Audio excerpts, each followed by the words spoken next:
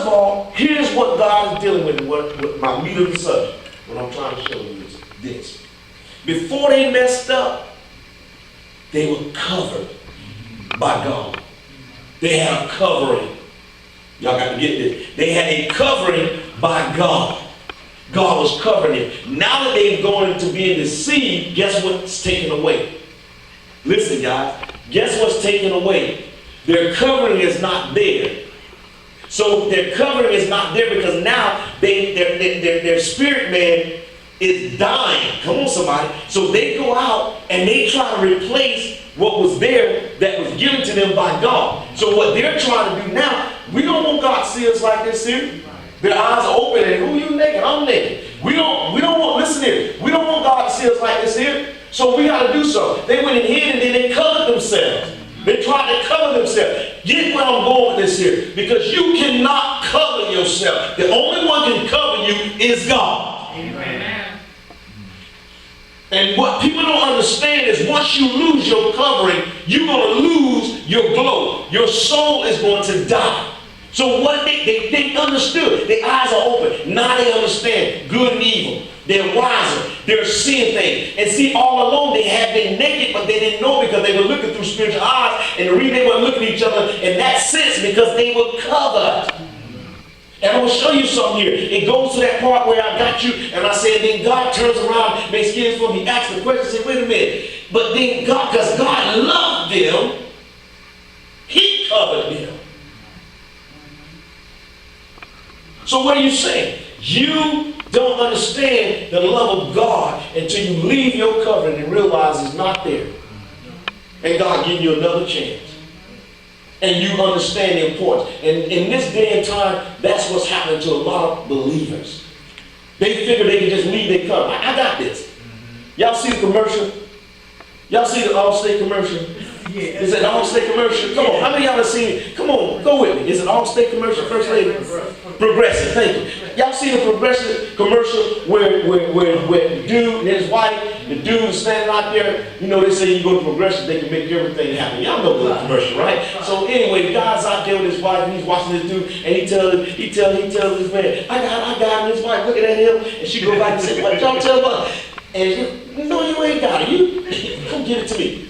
So what God did, because they figured they was going to handle the issue and they couldn't handle it, and God said, y'all just pitiful. And because of my mercy and my grace, I'm going to help you out. I'm going to cover you. But you need to understand something. Their covering was gone. They knew that their covering was gone. They knew that that light was gone. So they had made that mistake. Now they understand it. Man, it was more important to stay covered with God. Because when you're not covered with God, anything can happen. And when you're not under the proper covering, you can be deceived. You can be deceived by the enemy telling you stuff that's partial truth. See, because he told them some stuff that was true, but he didn't tell them that they was going to lose something as well. He only showed them, say, God don't want you to have this. But they lost that one-on-one with God.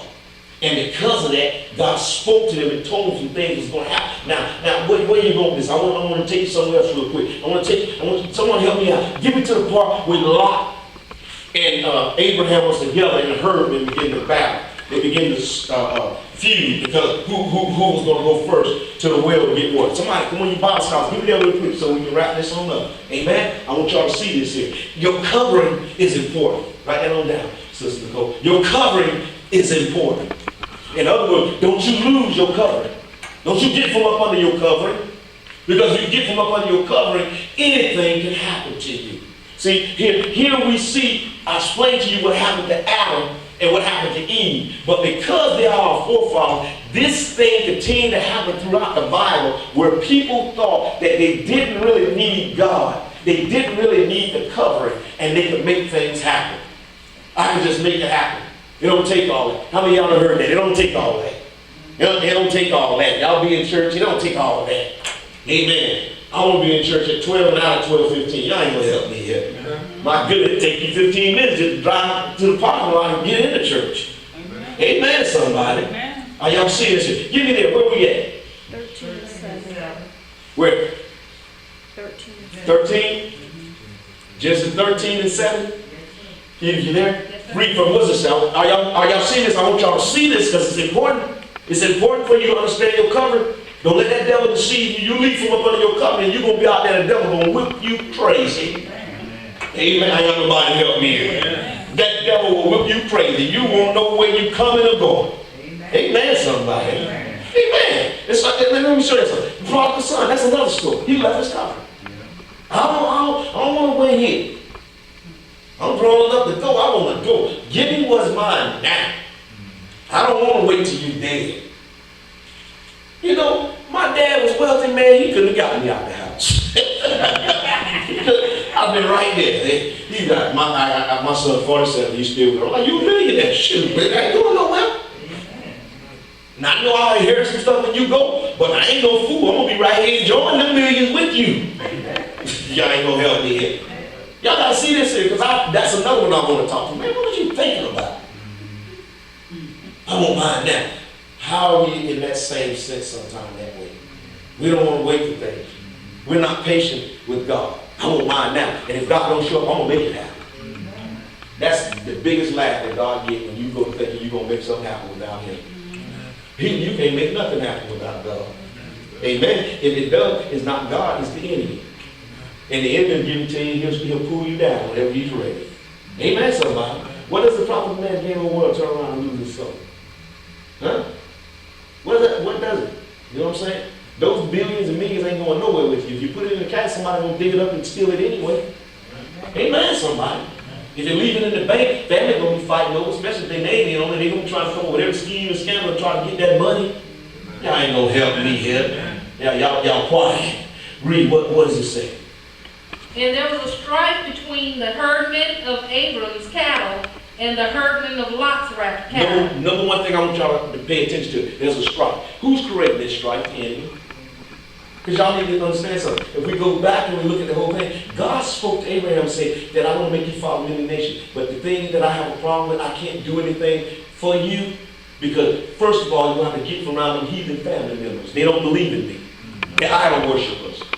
And if I'm going to do something with you, I want you to leave. Get far from around it. You know why? Because if God would allow Abraham to stay there, then all one family members would have been doing is ridiculing him and criticizing him. And you got to go through that, or you think you're better than us. You need to come on to these riches. Why you and your wife ain't come to the riches that we had at the house the other day? And you think your kids better than our kids? And God's like, I'm just going to excuse all of that, Abraham.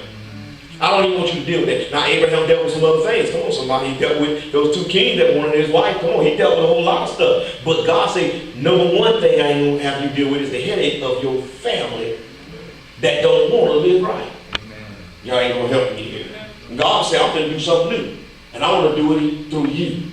So here's the thing. So when Abraham gets ready to leave, and he takes his wife with him, then here go cousin Lot. Come on, somebody. Am I saying this thing right? Is his cousin or nephew? Nephew, I'm sorry. Here comes nephew Lot saying, at least he had enough in him to say, you know what? I'm just paraphrasing, y'all. I'll give y'all my little version of the play. You know what? I'm tired of the heathens too. I don't know where you go. Come on. You go, come on. So they're getting along. Everything is working good. They have heard it. Listen, when they left, they didn't have nothing. God used things to bless, because every time that his wife was taken, they end up leaving with stuff. Come on, y'all got to go back and look at the stories and see. One of them saying, look, get your wife, get whatever you need, get your wife, you deceive me, get whatever else you need, and just leave. y'all remember? Huh? So he's building him up. He's keeping his promise to Abraham.